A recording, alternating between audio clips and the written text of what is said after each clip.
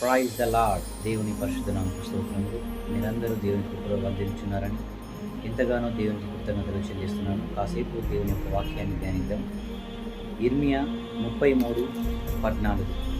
యెహోవా వాక్కు ఇదే, ఇశ్రాయేలు వంశస్థులను గురించి యూదా వంశస్థుల గురించి నేను చెప్పిన మంచి మాట నెరవేర్చు దినములు వచ్చుచున్నవి. ఆమేన్. దేవుడు మన అందరి జీవితాలలో ఒక్కొక్కరి జీవితాన్ని పట్ల దేవుని ఉద్దేశం ఎంతో గొప్పది, ఎంతో శ్రేష్టమైనది. దేవుడు నీకు ఒక వాగ్దానం ఇచ్చినాడు. ఆ వాగ్దానం నిమిత్తమై నువ్వు ప్రతిదినం ప్రార్థన చేస్తున్నావు, ఎంతో గోజాడుచున్నావు.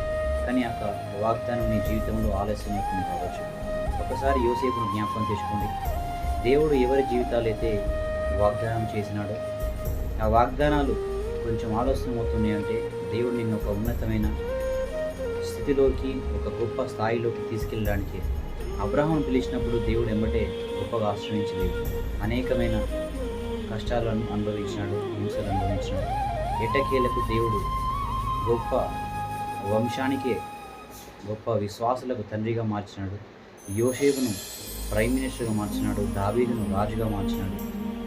దావీదును దేవుడు అభిషేకించినప్పటికీ కొన్ని సంవత్సరాలు వెయిట్ చేసి దేశానికి రాజుగా మారినాడు. మరి నా జీవితాలలో దేవుడు చేసిన వాగ్దానం నిమిత్తమై ఎందుకు ఆలస్యం అవుతుందంటే, నీవు అనుకున్నది జరగట్లేదు అంటే దేవుడు నీ పట్ల ఉద్దేశించిన కార్యం ఎంతో గొప్పది కాబట్టే అది ఆలస్యం అవుతుంది. కాబట్టి వాక్యాన్ని మీ యొక్క హృదయంలో ఉంచుకోండి. ప్రార్థన జీవితాన్ని ఆపివేయకండి, విశ్వాసాన్ని కొనసాగించండి. నేను చెప్పిన మంచి మాటలు నీ జీవితంలో నెరవేరబోచున్నాయని దేవుడే వాగ్దానం చేస్తున్నాడు. కాబట్టి మరి ఒకసారి ఈ వాగ్దానాన్ని జ్ఞాపకం తెచ్చుకోండి. దేవుని యొక్క హృదయానుసారంగా జీవించండి. ఆలస్యమైన దేవుడు నా జీవితంలో అద్భుతం చేస్తాడు అనే గొప్ప విశ్వాసం కలిగి, గొప్ప నిరీక్షణ కలిగి దేవుని పైన ఆధారపడండి. మరలా మీ నోటితోనే మీరు ఈ సంవత్సరంలో దేవుడు నా జీవితంలో గొప్ప కార్యం చేసినాడు అనే గొప్ప సాక్షులుగా మిమ్మల్ని దేవుడు నిలబెట్టుకోబోతున్నాడు. God bless you all.